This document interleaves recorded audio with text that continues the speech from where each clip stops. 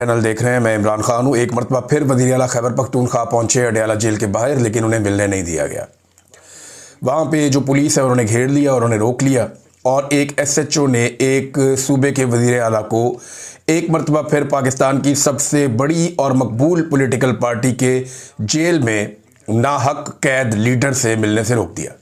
सादी बात यह है, और हकीकी खबर भी यही है कि एक आदमी जिसे जेल में रखा गया सिर्फ इसलिए कि पाकिस्तान की मिलिट्री एस्टेब्लिशमेंट के साथ उसका क्लैश है।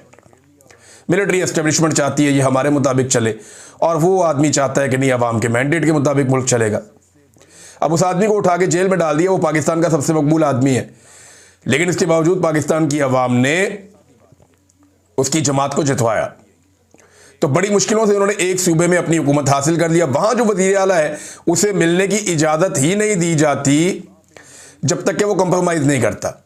यानी एस्टेब्लिशमेंट ने जिद पकड़ी हुई है, तुम हमसे आकर मिलो, हमारे दरवाजे पर हाजिरी दो, फिर हम तुम्हारी मुलाकात करवाते हैं इमरान खान से। सुहेल अफरीदी कहता है जी ऐसे नहीं होगा, मैं इमरान खान साहब से मिलूंगा, जिससे वो मुझे कहेंगे उससे मिल लूंगा, क्योंकि मैंडेट उनका है, फैसला उन्होंने करना है। तो और किसी चीज़ के लिए सुहेल अफरीदी वफादारी की कीमत अदा कर रहा है, और खैबर पख्तूनख्वा के जो हमारे गयूर पश्तून हैं उन्होंने हमेशा जो कीमत अदा की है ज़्यादातर वो वफादारी की ही की है, और एस्टेब्लिशमेंट ने उनकी वफादारी का नाजायज़ फ़ायदा हमेशा उठाया है।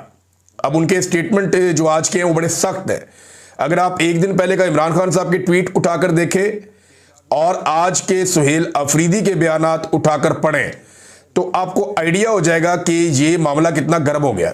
और कम से कम जो मौजूदा एस्टेब्लिशमेंट है इसके पास इस मामले का कोई हल भी दिखाई नहीं दे रहा, सिवाय इसके कि वो एक जिद है कि जनाब नहीं मिलने देना तो नहीं मिलने देना, और नहीं मिलेंगे तो ये एक जिद है, इससे फर्क कोई नहीं पड़ेगा। इससे सिर्फ आपके कपड़े उतरते जाएंगे और एक एक करके आप नंगे होते जाएंगे। सुहेल अफरीदी ने क्या कहा था ये सुन लें आप। कोलेटरल डैमेज में पहले तो उन्होंने बात की, क्योंकि बहुत सारे लोग इस पर बहुत उछलते हैं, कुछ दानिश्वर भी हैं, कुछ टाउट्स भी हैं, कुछ सियासतदान भी हैं।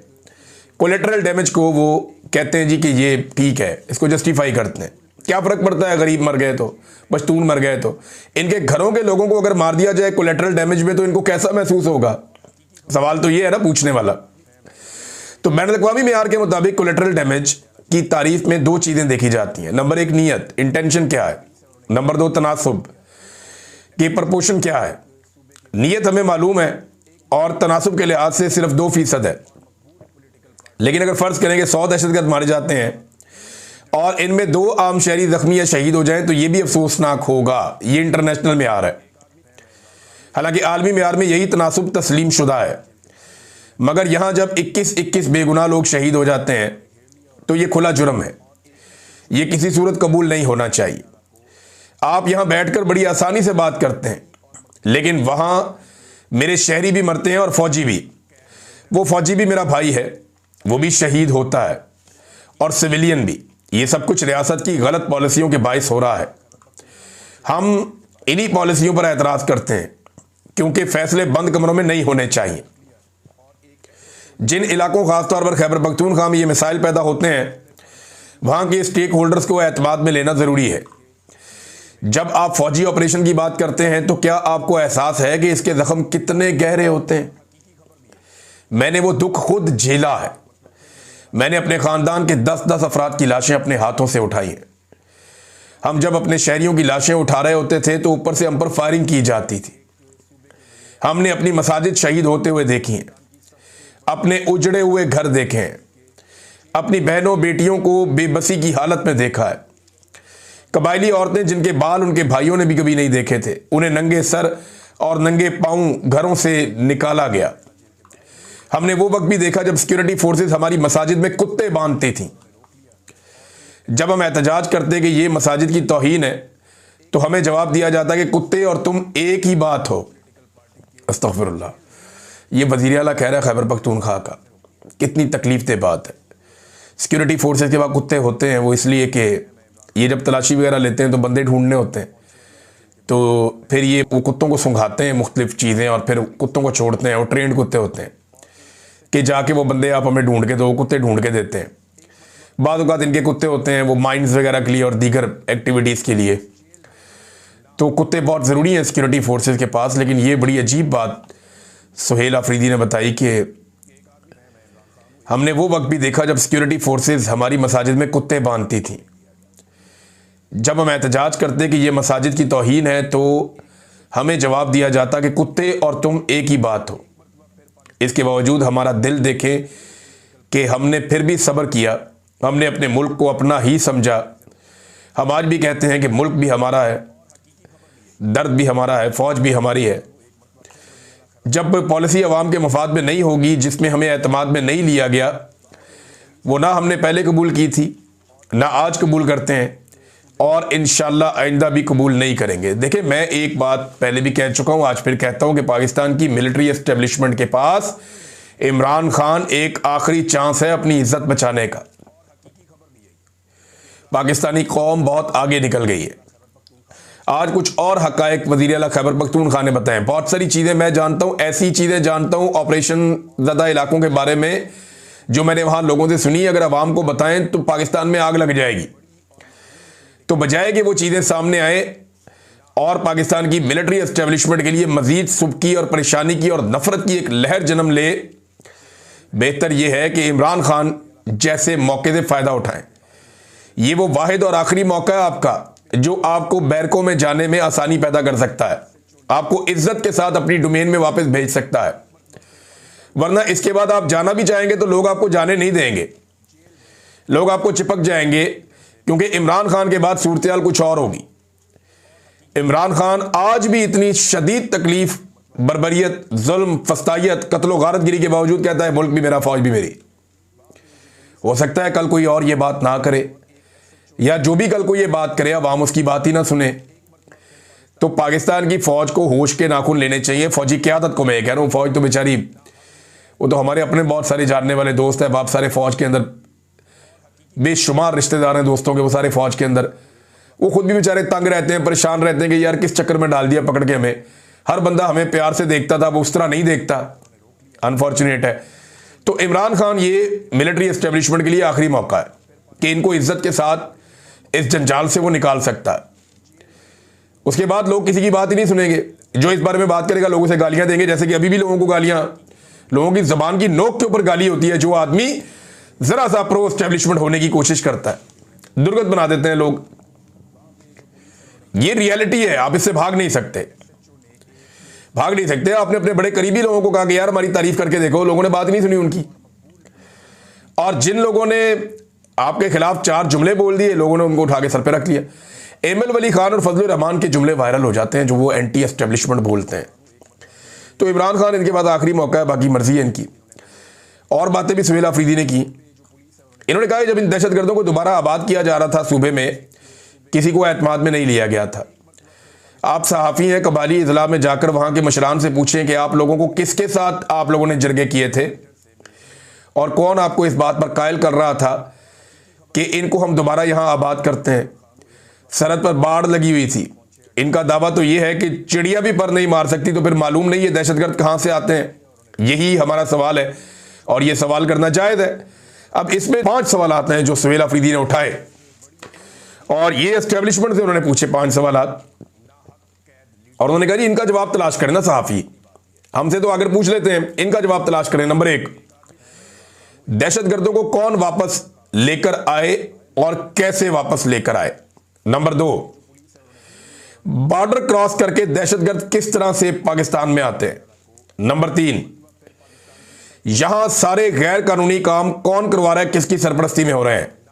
नंबर 4, बॉर्डर से गैर कानूनी असलहा कौन लेकर आ रहा है, बहुत इंपॉर्टेंट है। नंबर 6, बॉर्डर पर जिन ऑफिसरों की ड्यूटी है इनके असास से डिक्लेयर किए जाएं। देखिए ये जो बॉर्डर पे ड्यूटी है ना, ये बड़े पैसे इसमें मिलते हैं, ये बात ठीक है, झूठ नहीं है। चाहे तेल की स्मगलिंग हो, चाहे हथियारों की स्मगलिंग हो, चाहे गाड़ियों की स्मगलिंग हो, चाहे स्पेयर पार्ट्स की स्मगलिंग हो, चाहे मनशियात की स्मगलिंग हो, इसमें बहुत पैसा है। मैं ज़ाती तौर पर ऐसे लोगों को जानता था जो इस किस्म की एक्टिविटीज़ करते थे। उनके बारे में ये मशहूर था कि ये कारोबार करते हैं, ये चीज़ें वो करते हैं और स्मगलिंग करवाते हैं बॉर्डर के ऊपर, हर तरह की, असले की भी, गाड़ियों की भी, मनशियात की भी। और अब मनशियात का इल्ज़ाम जो है वो उठाकर सुहेल अफरीदी और मीना खान अफरीदी के खाते में डाल दिया गया। इस पे भी जो है एक रद्देमल आया खैबर पख्तूनख्वा की जानिब से। शफी जान साहब जो हैं तर्जुमान, जो बैरिस्टर सैफ की जगह पे आए हैं, उन्होंने क्या कहा जरा ये सुनिए। DGISPR से उन्होंने सवाल किया कि पिछले महीने टेलीग्राफ की एक रिपोर्ट शाया हुई जिसमें बलूचिस्तान को ओपीएम कैपिटल करार दिया गया दुनिया का। ओपीएम कैपिटल यानी जो ओपीएम है, जहां से दुनिया की खौफनाक मंशियात जन्म लेती है, उसकी फसल सबसे ज्यादा बलूचिस्तान में उगाई जा रही है। मैं ज़ाती तौर पे इसका गवाह भी हूं। मैंने एक तस्वीर पिछले दिनों शाया की थी, जारी की थी ट्विटर पे। मेरे पास तस्वीर नहीं है, मेरे पास वीडियोस भी हैं और बहुत सारे सबूत हैं। सिर्फ तस्वीर इसलिए लगाई ताकि लोगों को पता हो कि मैंने जाके उसको छू के देखा है, मैंने जाकर उसको खुद पता किया कि ये कहां कहां पे लगी हुई है। और एक इलाका नहीं है, ये बेशुमार इलाके हैं जहां पे ये लगी हुई है और इतनी ज्यादा लगी हुई है कुछ सोच भी नहीं सकता। वो जो रिपोर्ट है वो तो ये बताती है कि पता नहीं कितने हजार एकड़ है, लेकिन ये उससे बहुत बड़ा काम है। हुआ क्या, मैं आपको बता देता हूं कि पहले अफगानिस्तान में ये सारी मंशियात उगती थी। अफगानिस्तान के अंदर वो लोग रहते थे जो मंशियात का कारोबार करते थे। कुछ खास कबायली और वहां के अफगान बाशिंदे थे जिनको इसके अंदर महारत है कि वो ओपीएम को, उसका जो टांडा होता है उसको ब्लेड लगाते हैं, फिर उसको छोड़ देते हैं। उसमें जो मवाद निकलता है उसको सर्टेन टाइम के लिए छोड़ते हैं, फिर इकट्ठा करते हैं। वो प्रोसीजर मैं बताना नहीं चाहता, मैंने वहीं पे सीखा था, पूछा था लोगों से। और इस तरह ये आहिस्ता आहिस्ता मंशियात इकट्ठी करते हैं। ये सारा काम पहले अफगानिस्तान में होता था। तालिबान रजीम आया तो उन्होंने ये सारा काम बंद कर दिया, ठप हो गया, खत्म हो गया। अब ये सारा काम शिफ्ट हो गया बलूचिस्तान वाली पट्टी में, कुछ एरिया खैबर पख्तूनख्वा के, वहां पे भी ये होता है। लेकिन बहुत बड़ा इसका जो हब है वो बलूचिस्तान है, जहां पे बड़े पैमाने पे होता है। अफगानिस्तान में पहले फैक्ट्रियां होती थी मंशियात की, वो सारी शिफ्ट होकर पाकिस्तान में आ गई बलूचिस्तान में। ये भी मैं आपको बता दूं, ये रिपोर्ट गलत नहीं है, टेलीग्राफ की रिपोर्ट ठीक है। और ये जो लोग इसके एक्सपर्ट हैं ये काम करने के, ये लोग पाकिस्तानी है ही नहीं, ये अफगानी है। इनको रोजाना की बुनियाद के ऊपर पाकिस्तान में दाखिल किया जाता है। कौन करता है? सिक्योरिटी फोर्सेस इनको रोजाना की बुनियाद पे पाकिस्तान में दाखिल होने देती हैं। ये यहां पे आते हैं, अपना काम करते हैं और वापस जाते हैं। ये आते जाते रहते हैं हजारों की तादाद में, और यहां पे धड़ाधड़ काम हो रहा है मंशियात का। और फैक्ट्री जो है, जो पहले वहां पे अफगानिस्तान में होती थी, जो तबाह हो गई, वो फैक्ट्रियां बलूचिस्तान में एक मुकाम है, मैं वो जगह भी जानता हूं, वहां पे अब ये फैक्ट्रियां बहुत बड़े पैमाने पे लगाई गई हैं। उन फैक्ट्रियों तक माल कैसे जाता है? बहुत सारी चेक पोस्टें क्रॉस करके जाता है, बहुत सारी गाड़ियां लेकर जाती हैं। बहुत सारे बंदे ऐसे हैं जो रोजाना की बुनियाद पे सिक्योरिटी फोर्सेस के साथ उनके बड़े जबरदस्त लिंक हैं और वो रोजाना की बुनियाद पे ये चीजें वहां से लेकर जाते हैं, लेकर आते हैं। तो पूरी हकीकत बतानी चाहिए ना, ये तो एक पूरी इकोनॉमी है। एक वॉर इकोनॉमी होती है ना, मंशियात की एक इकोनॉमी होती है, वेपन्स की एक इकोनॉमी होती है। पूरी पाकिस्तान के बॉर्डर के साथ साथ ये खड़ी है। इसके खिलाफ एक ऑपरेशन होना चाहिए और ये सिलसिला खत्म करना चाहिए। तो उन्होंने कहा जी अब बताएं बलूचिस्तान में किसकी हुकूमत है, वहां पे किसका राज है, वहां के बॉर्डर की सिक्योरिटी किसके पास है? आप ये हम सवाल DGISPR से पूछे। जिस प्रोपेगेंडा और झूठी वीडियो की आप बात कर रहे हैं, जिन 2 सहाफियों के हवाले से रिपोर्ट शाया करवा के वजीर आला पर इल्जाम लगाया गया, वो इसकी तरदीद कर चुके हैं। ये रिपोर्ट शाया करवाई गई एक कि जनाब ये खैबर पख्तूनख्वा में ये चीजें हो रही हैं, ये देख लें। 2 सहाफियों का नाम लिया गया, वो दोनों सहाफी मुकर गए। उन्होंने कहा हमने तो खबर नहीं दी हुई। लेकिन क्योंकि DGISPR की तरफ से एक चीज आ गई थी तो मीडिया ने जनाब वही काम किया, बूट पॉलिश करते करते पहुंच गया और जाली खबर भी दे दी। उसके बाद का सहाफियों के हवाले से रिपोर्ट शाया करवा के वजीर आला पर इल्जाम लगाया गया, वो इसकी तरदीद कर चुके हैं। यही बात चंद दिन पहले DGISPR ने सहाफियों से मीटिंग में की और वही प्रोपेगेंडा वीडियो में आ गया। तो क्या जिस तरीके से सुहेल अफरीदी और मीना खान अफरीदी की तस्वीर लगाकर ये पोस्ट शाया करवाई गई, इसी तरीके से इस झूठी रिपोर्ट की तरदीद होगी और माफी मांगी जाएगी? ये भी शफी जान ने सवाल पूछा। तो माफी तो मांगनी चाहिए, गन तो इन्होंने मारा है। तो ये नादरीन बड़ी इंपॉर्टेंट खबरें थी। इसके अलावा जो वजीर आला खैबर पख्तूनख्वा हैं वो पहुंचे वहां पे इस्लामाबाद हाई कोर्ट में कि हमारे लीडर इमरान खान साहब का जो है वो कहते हैं जी लगता ही नहीं है केस, और चीफ जस्टिस से वो मिलना चाह रहे थे इस्लामाबाद हाई कोर्ट में। 1.5 घंटा वो वहाँ इंतजार करते रहे, बैठे रहे, सहाफियों से बातचीत करते रहे, लोगों से बातचीत करते रहे। लेकिन वजीर आला खैबर पख्तूनख्वा की मुलाकात चीफ जस्टिस से नहीं हुई। चीफ जस्टिस उन्हें मिले ही नहीं। फिर वो अडियाला गए, अडियाला में जो कुछ हुआ वो सारा कुछ आपने देख लिया। ये अडियाला वाला एपिसोड भी आपने देख लिया और इस्लामाबाद हाई कोर्ट में जो हुआ वो भी आपने देख लिया। अब नाजरीन एक और चीज बड़ी बारीक वारदात डाली जा रही है, वो मैं आपके सामने रख देता हूं, लेकिन सबसे पहले मीडिया को यह कह दिया गया कि आपने आर्टिकल 243 पे बात नहीं करनी, आपने डोनाल्ड ट्रंप के नोबेल इनाम के हवाले से बात नहीं करनी, आपने गजा में फौज भिजवाने के हवाले से डिटेल में कोई बातचीत नहीं करनी। सरसरी बातचीत हो जाए तो ठीक है। इन टॉपिक्स के ऊपर पाकिस्तान का मीडिया बात नहीं कर रहा, बदकिस्मती से।